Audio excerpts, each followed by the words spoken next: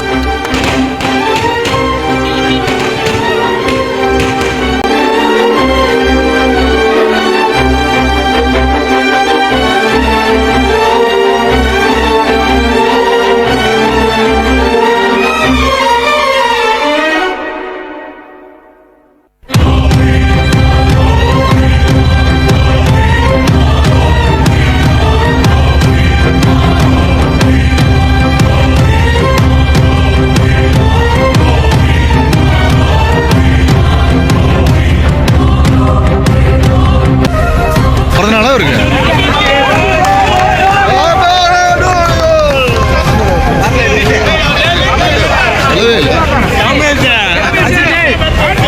உண்மையுமே பர்த்டேவா? அவர் பர்த்டேவானா?